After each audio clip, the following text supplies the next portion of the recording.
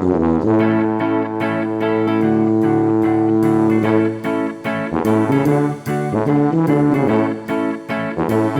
everybody, welcome to the Double Stuff Podcast. We're double the hosts, double the topics, double the fun, and I'm Sarah.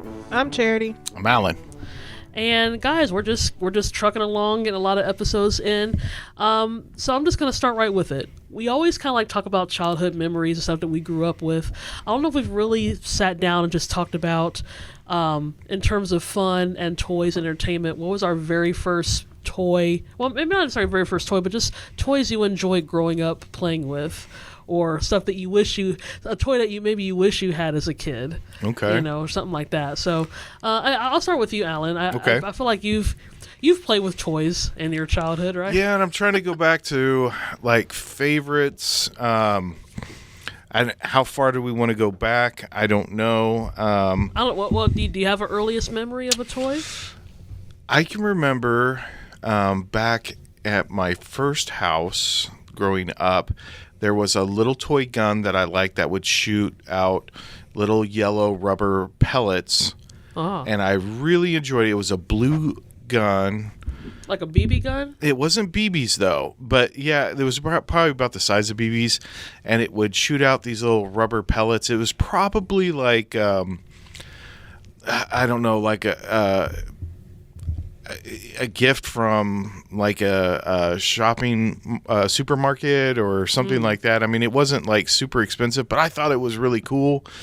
And then it disappeared. I did something to that was naughty with it. I probably shot the cat or shot something. Oh, no. And then I was told that it would be put away, and then if I was a good boy, I could get it back. And I remember specifically my mother putting it on top of a very tall hutch, and it was on the top. Never saw it again. But periodically would remember where she put it, and then I went back like years later, got like a chair or something. So, I mean, I was little Alan. I was, this would have been like maybe 4 or 5 or something like this. So when I was 6 or 7, was tall enough, I'd get on a chair and I reached up to where she had hid it, and it wasn't there. So it was trash. Gone.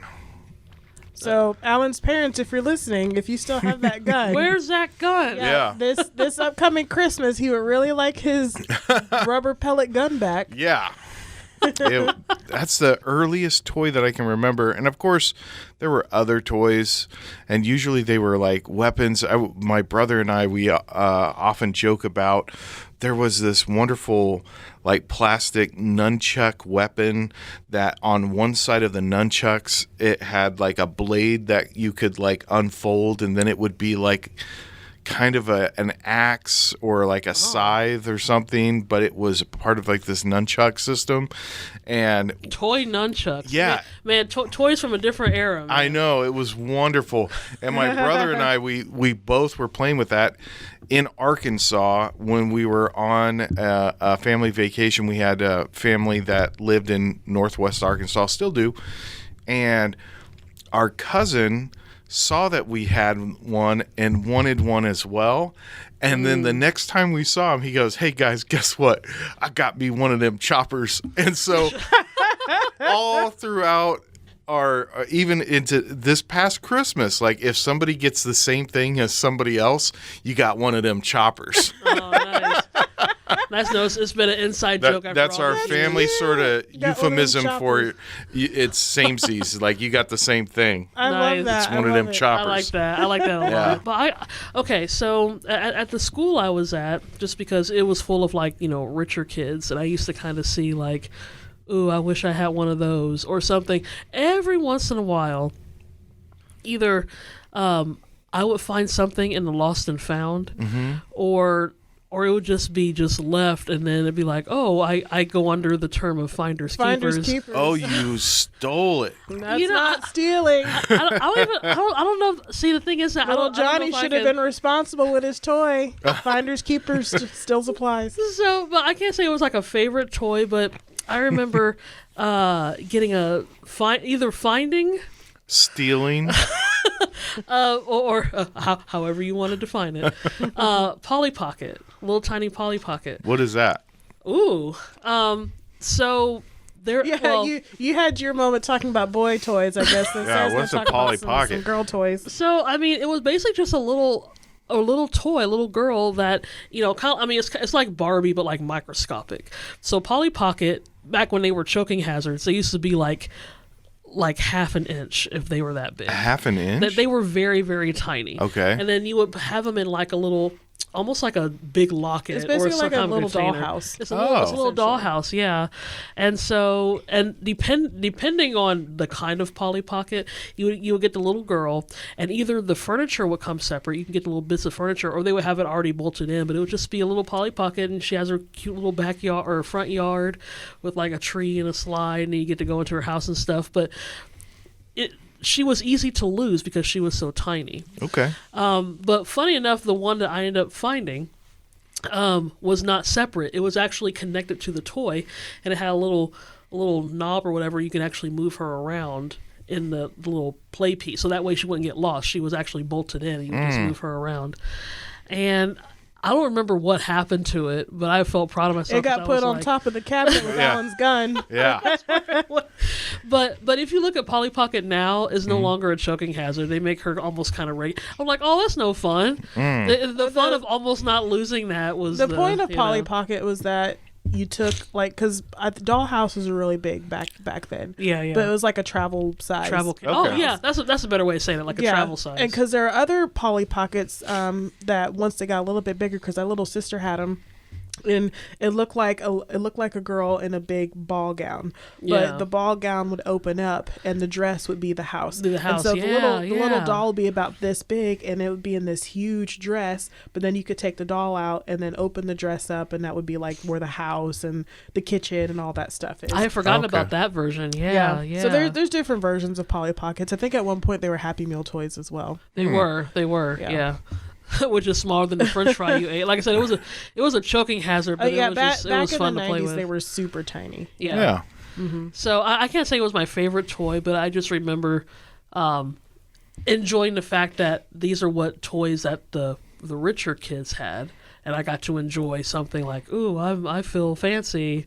The thing is, it wasn't like some, high quality thing. But it was just all the kids at school had one. you know? So I guess it was a bit of like, I finally get to be cool because I have a Polly Pocket. It was one of those kind of things. Okay. So, Most likely we had whatever the Kmart version was, like Penelope patch or something, some little, whatever the off-brand version was, if we had it at all. that actually that would sound like an actual toy. I got my Penelope patch. But what about you, Cher?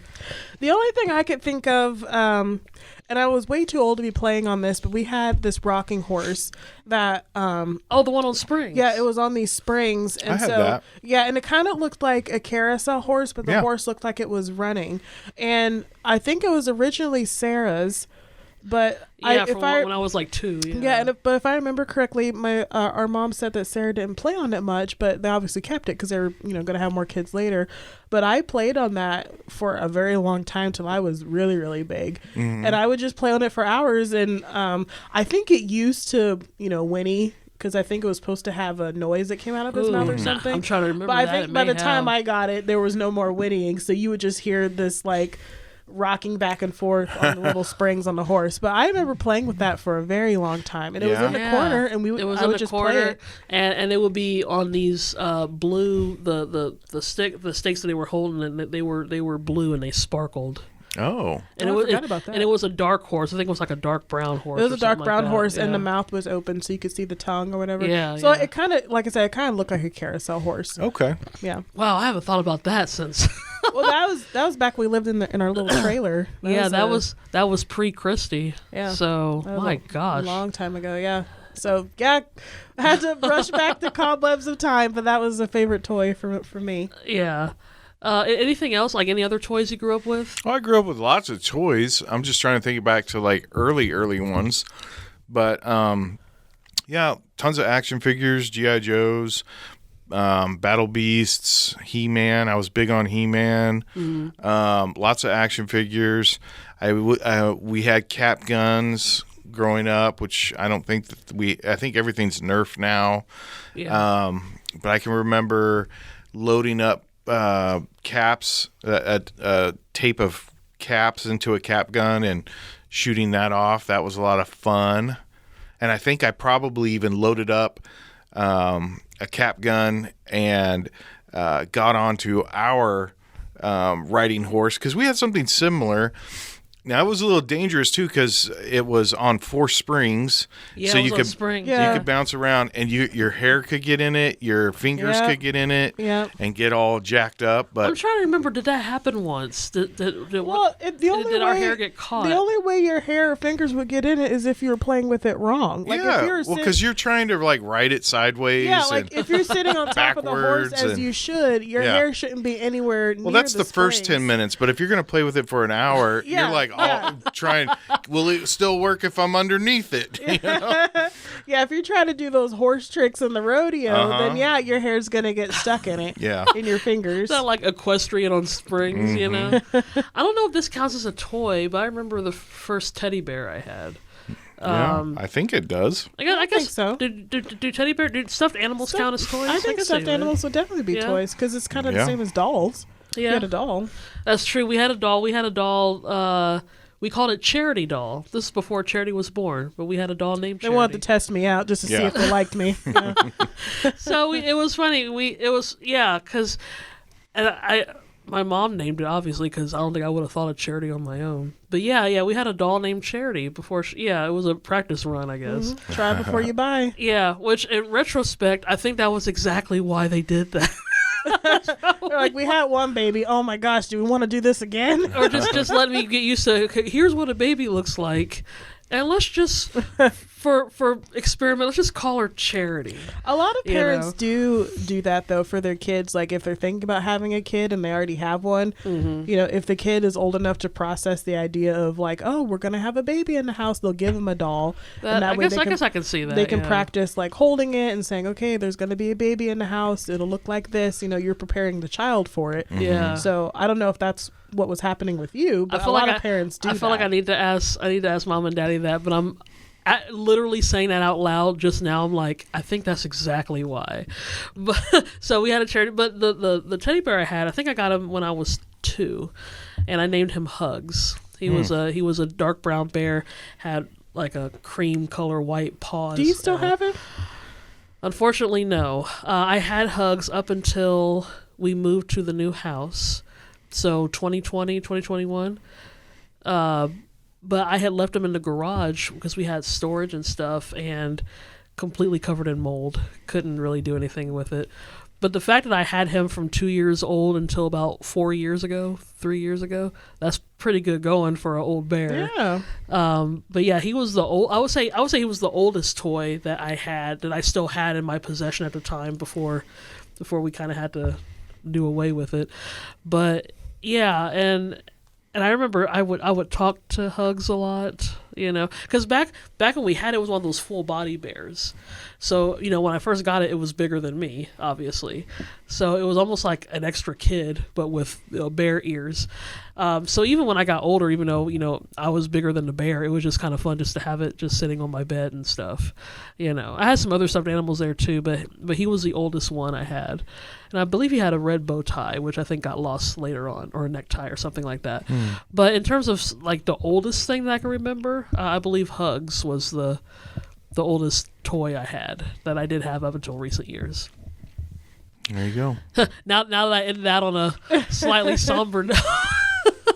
But it was just cool to talk about toys. And we'll definitely, because I feel like toys in general, I feel like I still play with toys, but our toys have changed.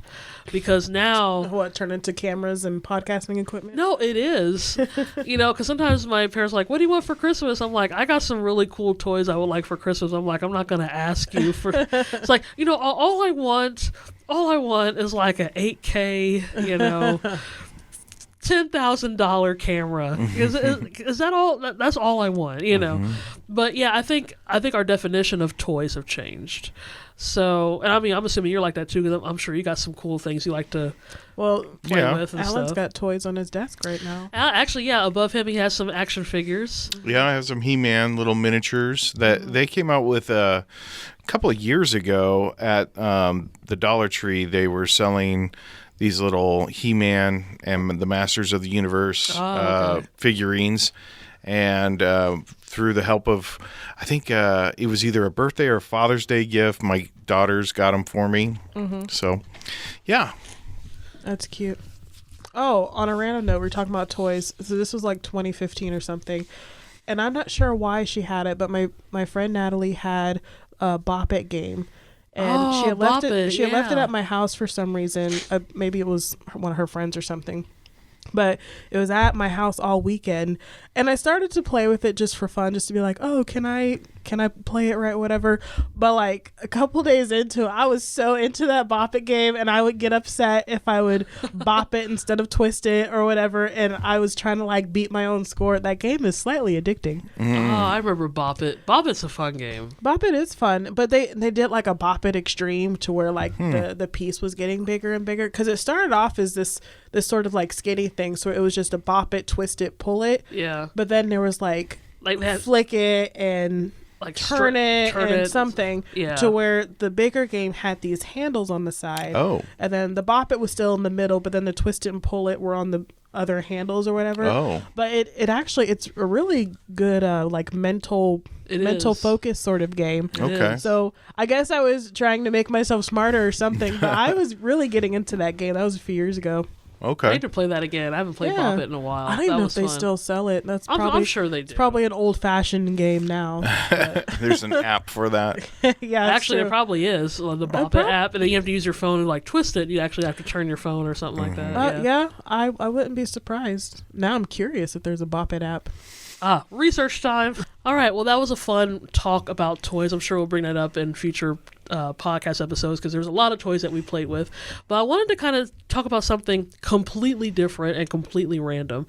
So I want to talk about unusual punctuation. Oh. Again, very random, but I came across this a few weeks ago because we're used to the usual punctuation: periods, commas, quotations. Oh, those are kind of going out of style these days.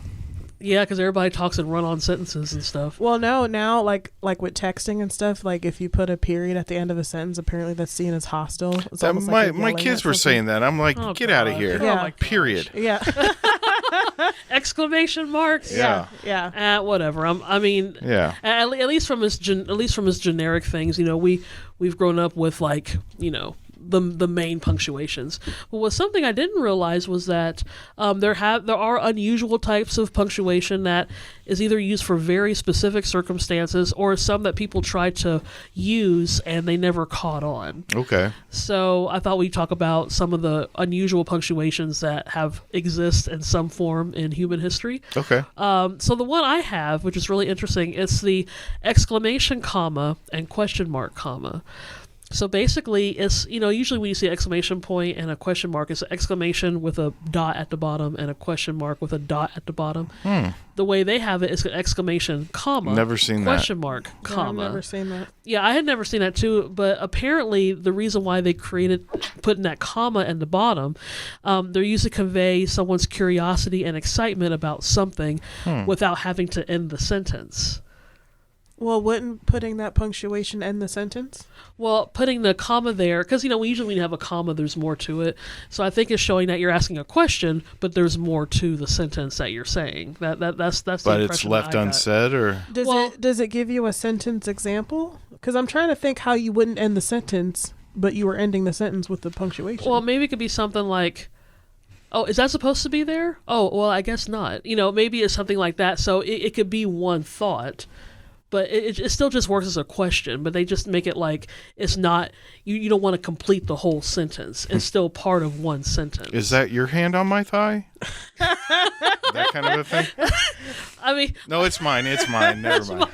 to be honest, I feel like that's a complete thought. I think a question mark would go right in that spot. which that's probably part of the reason why it didn't catch on, because it's like, it's kind of doing the same thing. Yeah. And it's just It's very subtle, the difference. yeah. Okay. Yeah, So- now you're just doing too much. Just put the question mark.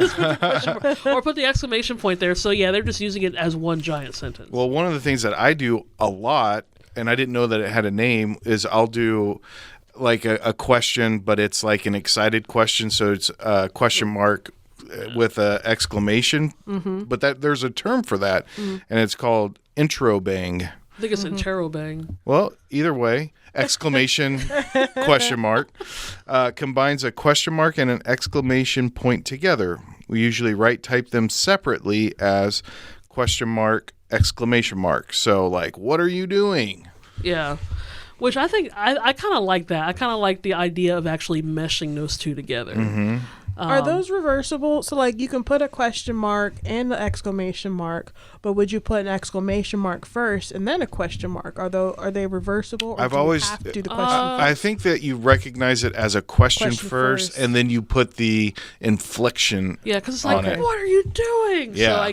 So it's a question, but you're like yelling it out or Yeah. something. So there's never a reference where you would put the exclamation first and the question mark second. I have don't never seen know. it that Yeah. way.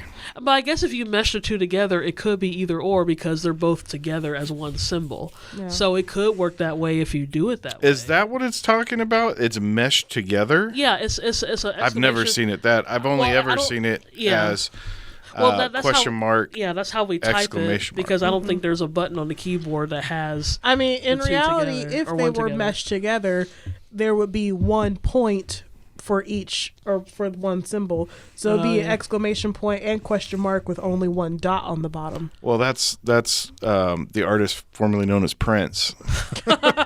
Or known as Prince TS, PRINTS. What do you have, Chair? Okay, so you all know what an asterisk is, right? Yeah, asterisks. Yeah, little star. So I have an asterism, which is taking 3 of the little stars but putting them in a triangular shape.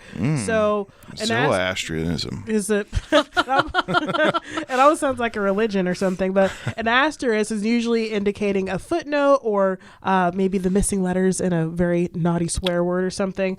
But Or a reference. Well, you said footnote. Yeah, okay. Yeah. Keep going. Sorry. But the asterism is used to draw attention to a passage of text or to divide chapters, verses, and other segments and pieces of writing. But it never really caught on. Yeah. Because I've never seen it before today, the little triangular. And honestly, I'm trying to think of how you would type it. It would have to be a separate symbol. I don't think you can type it in a triangular shape. Yeah, either that or you have to do it would be like a function key asterisk, it'll come up or something yeah. like that. But since when we usually do footnotes and stuff, we usually put a separate space or indent or something like that. Well, this one says to divide chapters, but I mean, if you're dividing chapters, normally a chapter is just a chapter title or a chapter number or something. Yeah. You don't really need Well, and an asterism. And I know that just in script writing and things like that, like to indicate like a break, you'd use like less than, and then whatever information denoting like this would be another person or this would be another, and then greater than. I mean, I think there's all kinds of different ways. Just it depends, like how you want to indicate like there's a clear break in. And then we're about to move into something else. I wonder if Like in short stories, I think that it's often used. I wonder if these were like originally on old typewriters, like if an asterism used to be an option, like before while they were trying to get it to catch on, or your interrobang, or like I've never seen an old typewriter, but maybe some of these keys used to be on one. For them Could've to been. actually be a form of punctuation. I know some of these date back to like old printing press stuff. You Yeah. know, like oh, that's true. Where they're like, putting individual letters together. Yeah, like Gutenberg and stuff. So I guess I can kind of see how that. I mean, I don't think they were all like that, but it kind of makes sense how they were done that way because, you would have to do like, the blocks and all that kind of stuff, which I guess you could easily combine the two together somehow. Well, I think too, if you look at old newspapers and old magazines, Sarah and I found an old magazine at a antique shop, but like some of the pages were just all text, as if they were trying to fit as much text on the page as possible, like really small text, and there are some pictures and stuff too, but maybe some of these, not necessarily like shorthand, but it's like you put these in here so that way you don't have to take up too much space. So instead of having a separate page to show a separate chapter, you put an asterism there to say, hey, this is where the next chapter begins. That's that's where I've seen it. In not necessarily, it makes sense that it would be in a periodical or something like that, because in short stories where there are no chapters because it's a short story, but then hey, we're going to finish here and then we're going to go to another scene, or we're going to go to another character's, we're in another idea or something. There's a clear just break point. Yeah. But I stuff like this is really fascinating to me, just because, again, it's stuff that we're not used to, even though we've grown up with other types of marks and punctuations and symbols, because you kind of wonder if these did take off. With the stuff that we use now, colon, semicolon, dashes, hyphens, underscores, would they be as prominent now, how we use these kind of symbols or something like that, because it does make you think of the evolution of how we write and the symbols that we use and things that have died off and things that have been reconstructed. And it's always kind of interesting to see where we are now, in terms of language and all that stuff. And some of these things are kind of universal, even though you might not have a different language. Some people they might still use commas and periods and stuff to show quotations and all that. But there's a whole lot more that we can talk about, which we'll definitely do in a separate episode. Well, maybe that'll be one of our revisiting, I think, because there's actually a surprisingly a good number of them that have been around for a while, and I thought we'd go into more detail talking about it. But we'll go ahead and put a period at the end of this statement. Well, thank you everybody for listening to our episode. We are almost at the 200 mark, which is absolutely amazing. So just listen to all of our episodes at doublestuffpod.com. We're available on all the major podcast platforms. Also check us out on Facebook, Instagram, and YouTube at Double Stuff Podcast, and of course on Twitter X at Double Stuff P, and that's the letter P. Period. P is a period.